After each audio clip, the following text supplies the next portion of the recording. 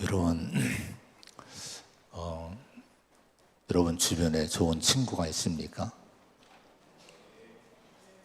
그런데 어느 날 돌아보면 정말 마음을 나눌 친구가 손에 꼽기가 힘들 때가 있어요. 오랜 세월을 살아왔지만 정말 내 인생을 나눌 수 있는 친구인가, 우정을 오늘 오후에 그런 말씀이 좀 나눌 건데, 그래 친구를 찾아보기 힘들어요. 그런데 놀라운 것은 하나님이, 예수님이 우리를 친구라고 불러주시는 거예요. 여러분, 얼마나 하나님의 은혜가 놀랍습니까? 저 창조주 하나님이 낮아지시고 저와 여러분 곁에 계시면서 내가 네 친구야 불러주시는 거예요. 여러분, 이 믿음으로 주님과 늘 함께 동행하는 삶이 되기를 축원합니다. 성가대 감사합니다. 다윗의 집안에 일어난 이 사건들을 계속 지금 보고 있습니다. 다윗의 범죄, 또 그 범죄가 자녀에게로 이렇게 이어져요. 어둠의 역사들이 이어집니다. 맏아들 왕세자가 암논이 이 무서운 죄를 짓고, 또 그 죄로 인해서 형제 간에 살육이 벌어져요. 압살롬이 형 암논을 죽입니다. 그리고 이스라엘 땅에 있을 곳이 없으니까 외가로 도망을 갑니다. 구슬이란 땅으로 도망을 갑니다. 자, 이런 사건들을 이제 다윗이 다 봐야 되는데, 다윗은 자신의 자식들 사이에서 일어난 엄청난 이 사건 앞에서 충격에 아마 휩싸였을 거예요. 한번 생각을 해보세요. 자녀들 가운데 이 여러 자식들이 있는데 얼마나 이 두렵고 무서운 죄들이 자식들한테 나타납니까? 정말 생각할수록 어떻게 표현할 수 없는 충격, 분노, 아픔, 이런 것들이 다윗의 마음이었을 거예요. 자, 이런 일이 있고 압살롬이란 아들이 그 장자, 그의 형, 이 다윗의 장자인 암논을 죽이고 외가인 구슬로 도망간 지 3년이 됩니다. 3년의 세월이 흘러요. 사무엘하 13장 39절에 보면은 그런 말씀이 나옵니다. 같이 한번 읽어보겠습니다. 그 전장 바로 마지막 절입니다. 13장 39절 시작. 다윗 왕의 마음이 압살롬을 향하여 간절하니 암논은 이미 죽었으므로 왕이 위로를 받았음이더라. 자, 이 다윗 왕이 3년의 세월이 지나면서 아픔이 점점 가십니다. 장자 암논이 살해당한, 형제에 의해서 살해당한 아픔, 분노, 노기가 풀리고 이제 아픔이 가시게 됩니다. 그러면서 어떤 마음이 드는가 하니, 이제 압살롬, 밉지만은 압살롬을 데려와야 되지 않겠는가, 받아줘야 되지 않겠는가, 이런 마음이 점점 간절해지기 시작을 한 거예요. 왜냐하면 이제 또 다음 차기 왕이 될 왕세자가 죽었으니까 압살롬이 그 다음에 이제 왕세자가 될 왕자입니다. 그래서 이 압살롬을 돌아오게 해야 되지 않겠는가, 이런 마음을 갖게 됩니다. 자, 여기 그런데 39절에 지금 읽은 말씀 가운데 다윗 왕의 마음이 압살롬을 향하여 간절하니 이렇게 표현을 했습니다. 이게 다윗 왕의 마음, 아버지의 마음이죠. 아버지의 마음. 그 압살롬의 죄는 너무 미웠어요. 분노가 났습니다. 근데 아들이잖아요. 아들이니 또 영원히 미워할 수 없는 존재입니다. 심각한 죄를 짓고 이제 도망간 아들이지만은 세월이 지나니까 점점 그 마음에 상처가 씻어지고 다시 그 아들을 받아줘야 되겠구나, 이런 마음이 들기 시작을 합니다.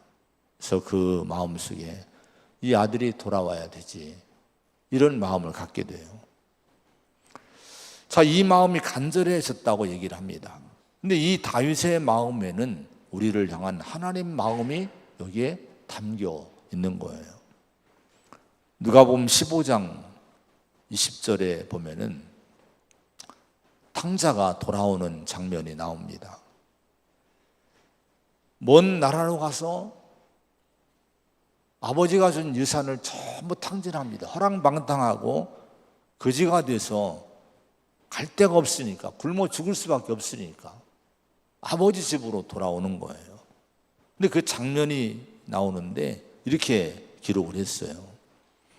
이에 일어나서 아버지께로 돌아가니라. 아직도 거리가 먼데 아버지가 그를 보고 측은히 여겨 달려가 목을 안고 입을 맞추니, 이렇게 말씀을 합니다. 거리가 먼데 그 아버지가 그를 봤다는 거예요. 그 측은히 여기는 마음으로 달려가서 목을 안고 입을 맞추고 받아줍니다.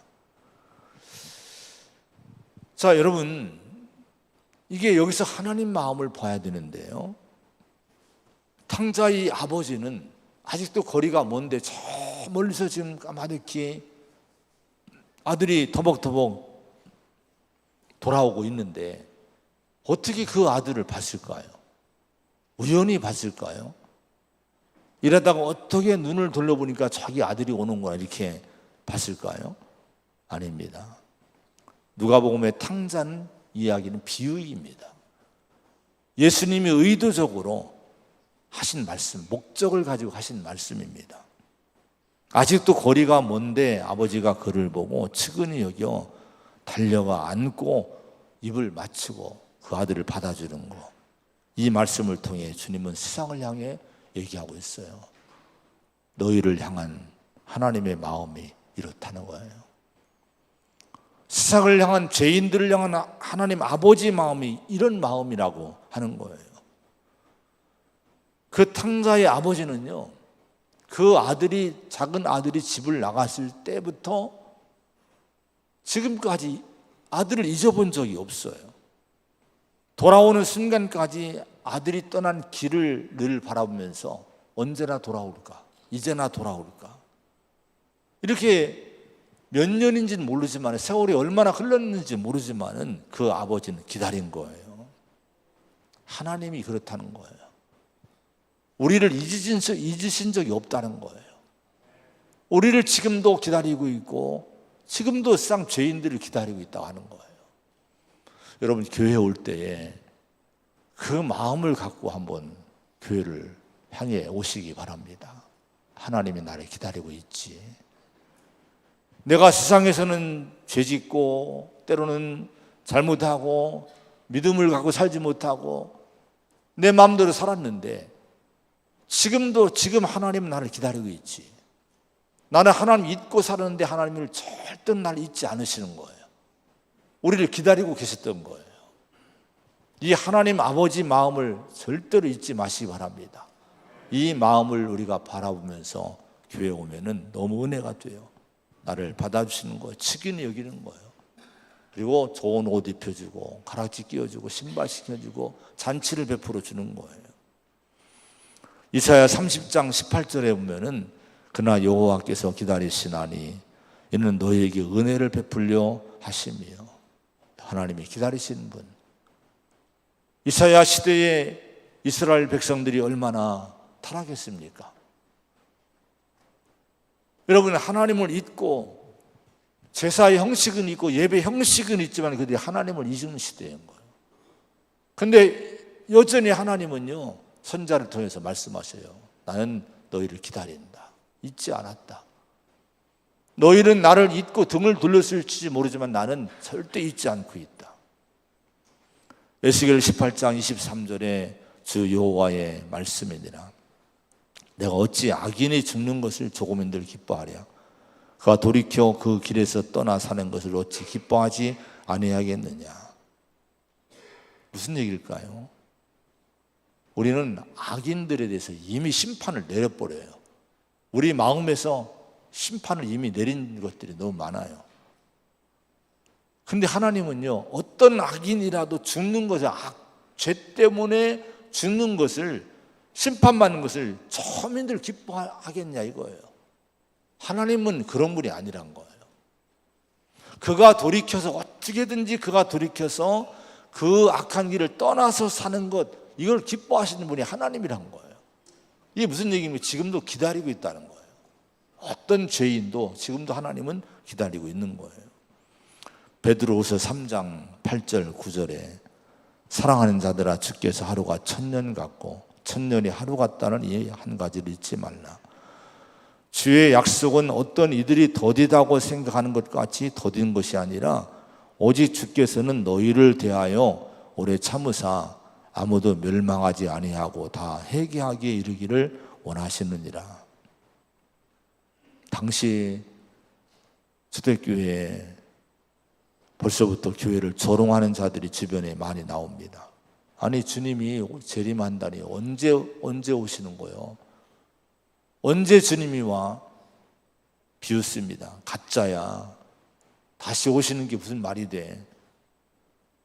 여러분, 주님이 오신다고 하는데 오지 않으니까, 그 심판하고 그 믿음의 사람을 그 고난에서 구원해 주셔야 되는데 그런 일이 없으니까 이건 가짜라고 조롱하는 거예요. 근데 베드로가 이런 세상을 향해 잘 설명을 하는 거예요. 하나님의 지연, 하나님이 오시는 것이 지연되고 그것은 하나님이 무능해서가 아니라는 거예요. 하나님은 하루가 1000년처럼, 1000년이 하루처럼, 여러분, 이 시간에 하나님은 구애받지 않고 끝까지 기다리고 있다는 거예요. 1000년을 기다리시는 하나님. 여러분, 하나님이 이 마음을 읽으시기 바랍니다. 우리는 너무 조급해요. 우리는 너무 조급합니다. 인간이 너무 조급해요. 내 짧은 생각과 내 짧은, 여러분, 그 이론 가지고 너무 우리는 이미 심판 내려버려요. 이미 다 죽여버려요. 하나님은 아직도 그들을 살리고 있는데, 기다리고 있는데, 1000년을 기다리고 있는데 우리는 너무 일찍 심판을 내려버리고 있습니다.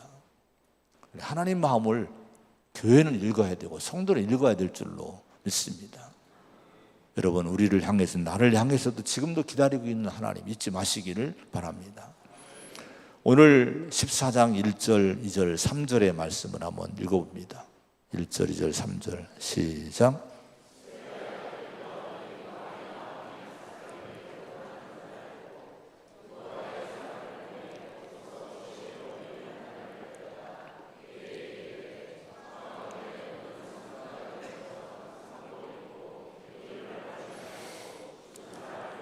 오래 슬퍼하는 여인같이 하고 왕께 들어가서 그에게 이러이러하게 말을 하고 요압이 그의 입에 할 말을 넣어 주니라. 아멘. 요압이 등장합니다. 요압 누굽니까? 스루야의 아들 요압, 이렇게 얘기를 해요. 스루야는 다윗의 누이입니다. 스루야의 아들이면 그럼 누굽니까? 다윗에게는 조카입니다. 조카인데 용사예요. 다윗이 힘들고 고난을 받을 때 같이 늘 함께하며 오른손이 됐던 그런 인물이 요압인데요. 형제들이 전부 장군들입니다. 다윗이 나라를 세우고 왕이 됐을 때에 군대 장관, 참모총장이 돼요. 군권을 잡은 인물이 됩니다. 근데 요압은 다윗의 마음을 읽어요. 3년의 세월이 흐르면서 형을 죽인 압살롬, 장자를 죽인 압살롬에 대한 마음이 서서히 누그러지고 있음을, 또 그를 마음에 간절히 보고 싶어하는 마음이 있음을 요압이 눈치를 챕니다. 근데 다윗은 행동을 하지 못하죠. 어떻게 하지를 못합니다. 그래서 이 압살롬을 데려오려고 계책을 세웁니다. 여기에는 복잡한 문제가 들어있어요. 실은요, 요압은 나중에 보겠지만은 이 정치인입니다. 한마디로 권력을 항상 세우려고 하는 인물 중에 하나입니다. 그래서 압살롬을 데려오는 것은 요압에게는 개인적인 욕망을 갖고 그런 거예요.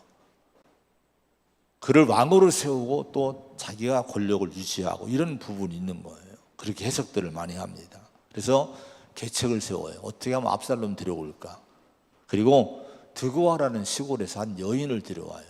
여기 보면은 읽은 말씀에 보면은 2절에 지혜로운 여인을 하나 데려다가 했는데, 지혜롭다고 하는 것은 다른 성경 공동 번역에 보면 여걸이라고, 여장부라고 번역을 했습니다. 똑똑한 여인, 용기 있는, 또 말을 잘하는, 아주 이 말주변이 너무 좋아요.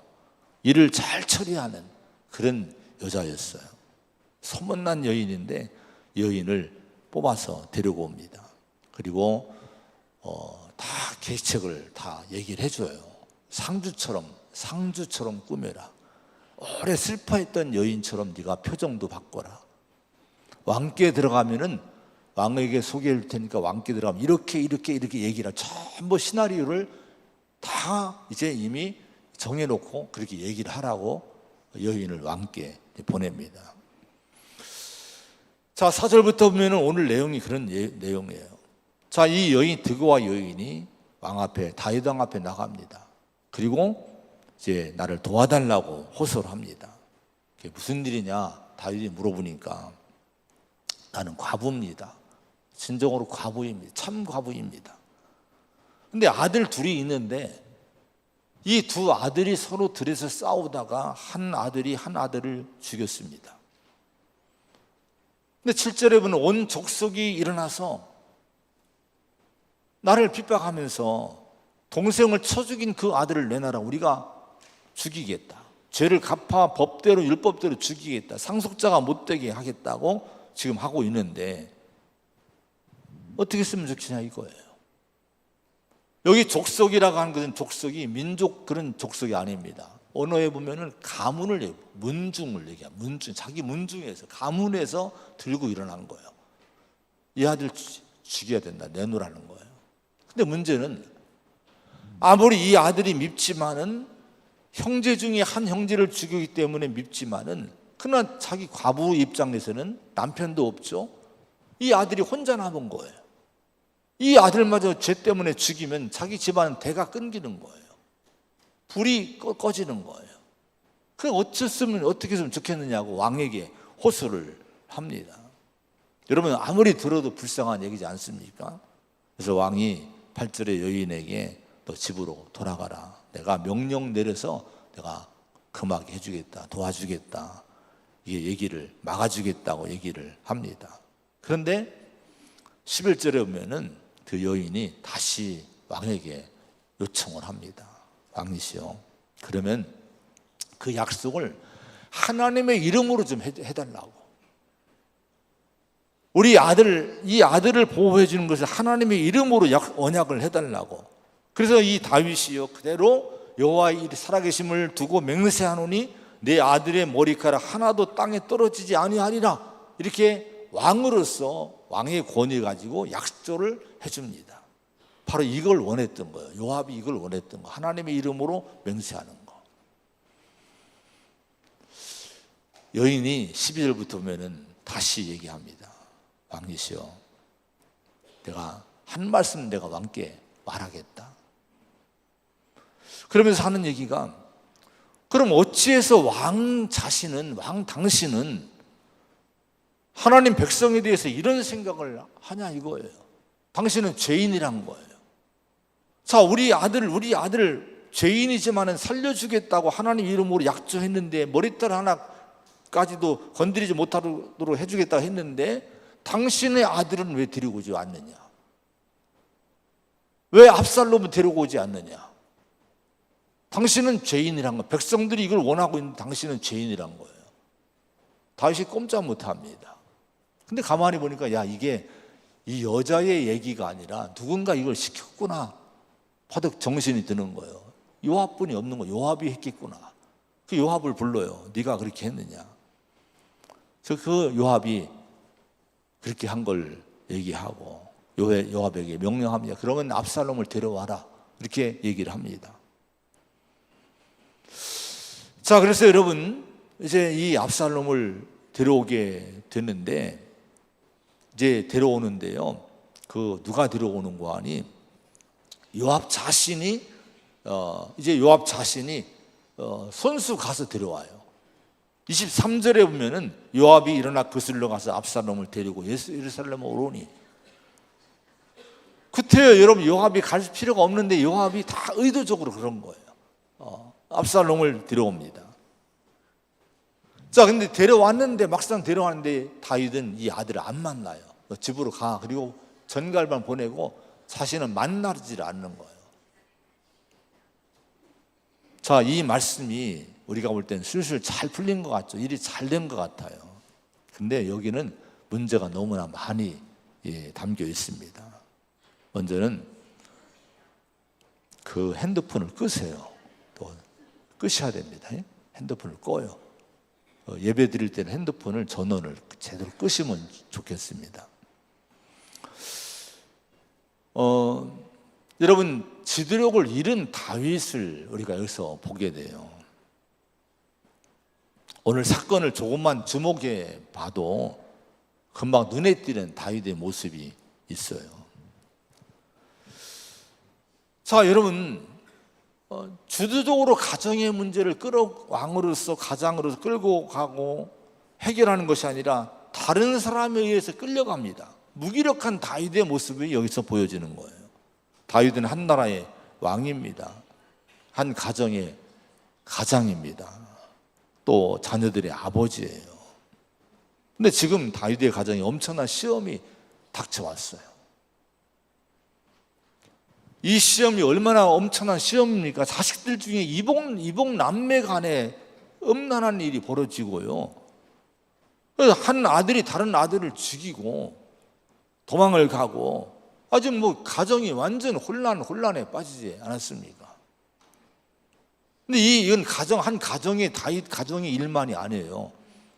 왕이기 때문에 이 왕의 가정의 문제는 나라의 문제가 됩니다. 대통령 가정의 문제는 나라가 혼란해지잖아요. 왕이기 때문에 이 다윗의 문제는 나라 전체의 문제가 되는 거예요. 그렇기 때문에 다윗은 자신의 자녀들에게 시험이 일어났을 때에 그 문제를 빨리 자신이 나서서 적극적으로 해결하고 정의와 공의를 세워갔어야 됩니다. 자녀들을 회개에 이르게 하고 책망하고 또 심판도 하고 또 하나님 앞으로 인도해 주고,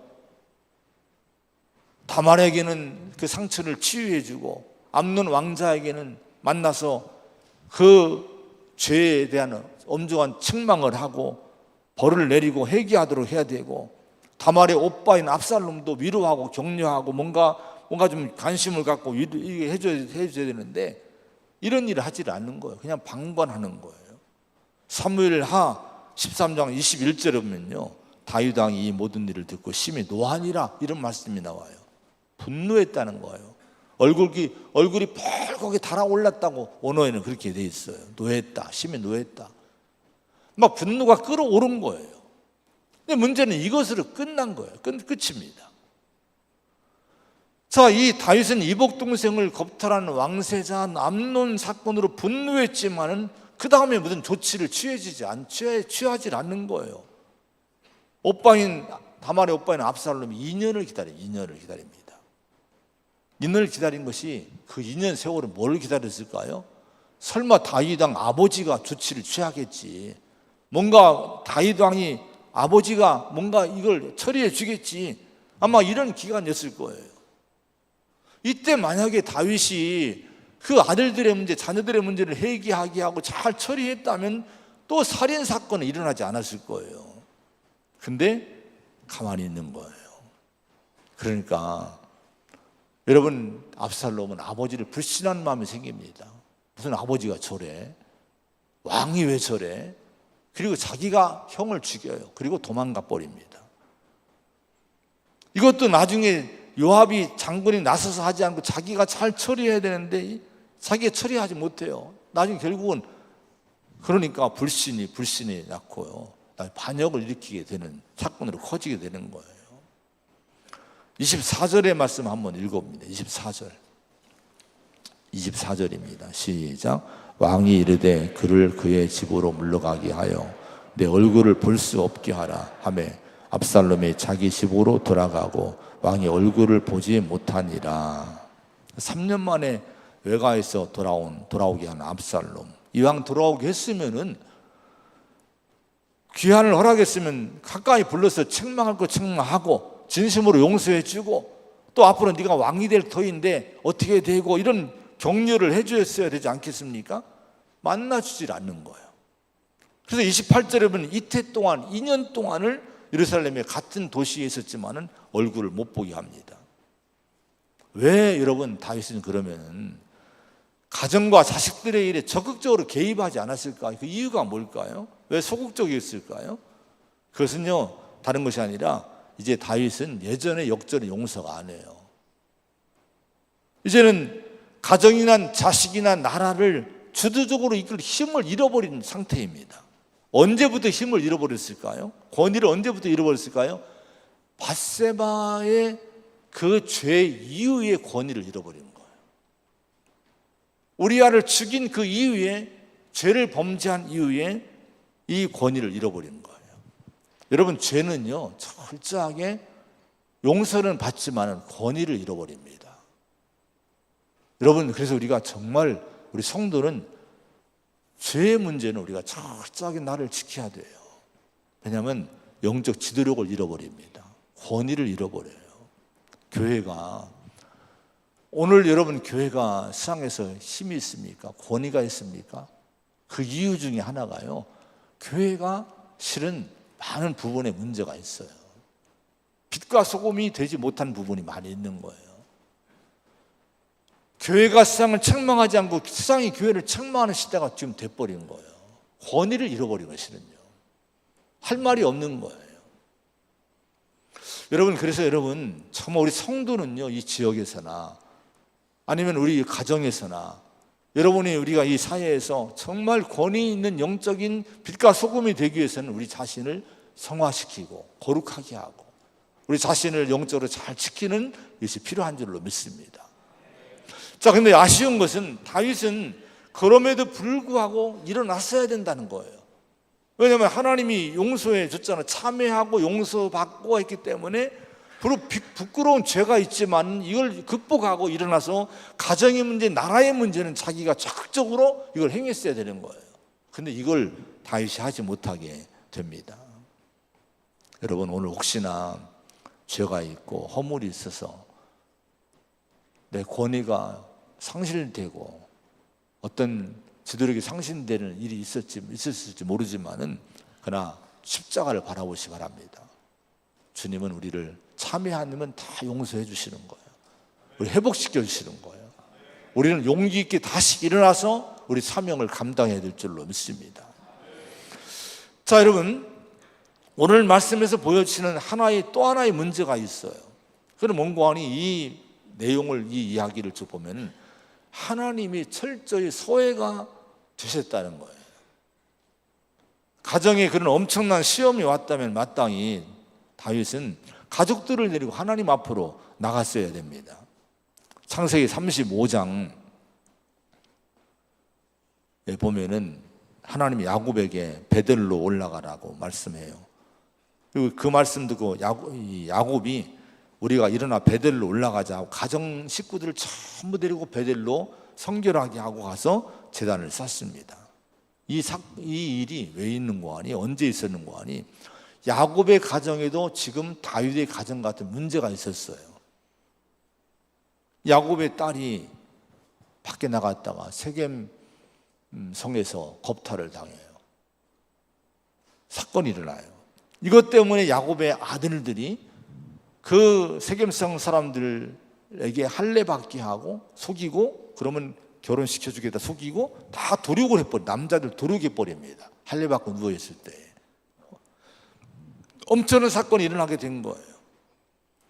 자, 이것 때문에 야곱이 충격을 받고 어찌할지를 몰라 하고 있는데 하나님이 베델로 올라가라. 그래서 이 말씀 듣고 이건 뭡니까? 하나님이 감동을 준 거. 길이 없구나. 베델로 하나님께로 가야 되겠구나. 그래서 여러분, 이 야곱은 온 가족을 전부 데리고 성결하게 하고 우상을 버리고 하나님께로 가서 제단을 쌓는 거예요. 하나님 앞에 나가는 거예요. 자, 근데 오늘 여러분 13장이나 14장에 보면요, 다윗은 큰 시험이 동일한 시험이 닥쳤는데 웬일인지 하나님을 찾는 모습이 없어요. 분노는 해요. 막 슬퍼합니다. 근데 여러분, 다윗이나 가족들이 하나님 앞에 기도하는 모습이 있습니까? 하나님을 찾지 않아요. 말씀을 구하지 않아요. 음성을 듣지 않아요. 온통 누구의 말이 여기에 지금 오늘 읽었지만은 또 내용이 길어서 조금만 읽은 거예요. 뒤에 오늘 내용이 뭡니까? 누구 말이 가득 찹니까? 14장에 요압의 계책, 요압의 얘기, 드고아의 어떤 역을 꾀있는 잔깨가 많은 말 잘하는 그 여자의 얘기만 가득하지 않습니까? 하나님 말씀 여기에 없는 거예요. 드고아 여인의 말이 너무나 많지 않습니까? 여러분, 이 얘기에 휘둘리는 거예요. 여인의 얘기에 휘둘리고 요압의 계책에 휘둘리고 하나님 말씀은 없는 거예요. 그러다 보니까 여러분 계속 사건이 더 커지는 거예요. 이 사건이 커지다가 나중에 여러분 결국 나라에 반란이 일어나요. 압살롬이 반란을 일으켜 아버지를 몰아냅니다. 나라를 풍지박산 만드는 거예요.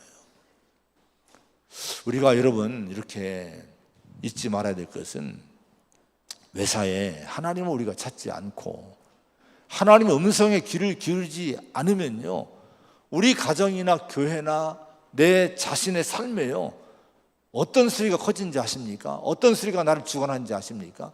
사람의 소리가 주관하는 거예요. 사람의 계책이 자꾸 깨가 주관하는 거예요.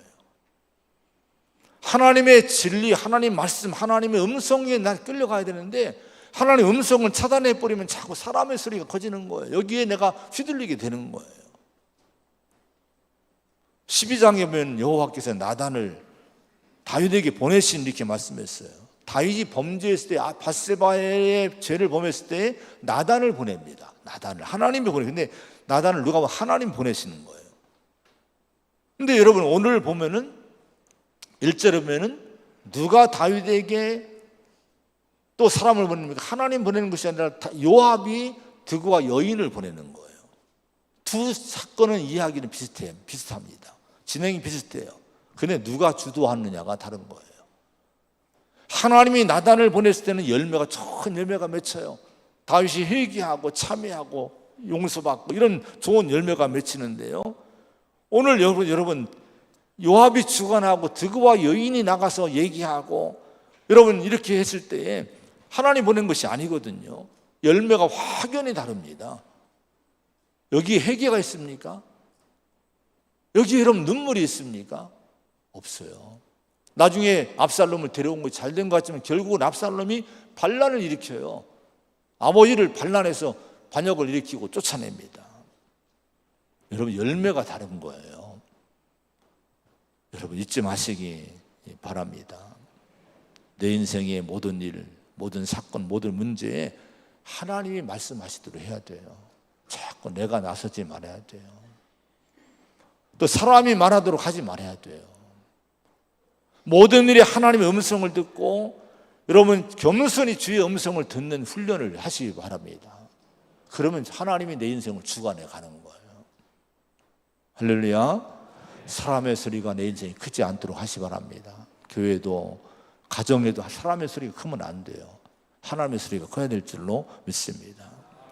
마지막에 다윗이 한 가지 아쉬운 것이 또 하나 있어요. 압살롬을 데려왔어요. 또 많은 사건들이 있었어요. 근데 해결이 안 됩니다. 이 문제는 뭔가 하니 여러분 우리가 이 관계나 이런 이 삶에서 우리가 십자가 앞에서 하나님 앞에서 만나지 않으면요, 아무리 가까이 있어도 여전히 죄인, 여전히 용서할 수 없는 사람으로 남아있다는 사실, 이걸 잊지 말아야 됩니다. 만약에 다윗이 자신이 만난 용서의 하나님을 다말이 만나게 했고 암논이 만나게 했고 압살롬이 만나게 해줬다면 가정 문제가 잘 회복이 됐을 거예요. 특히 압살롬을 망명지에서 부릅니다.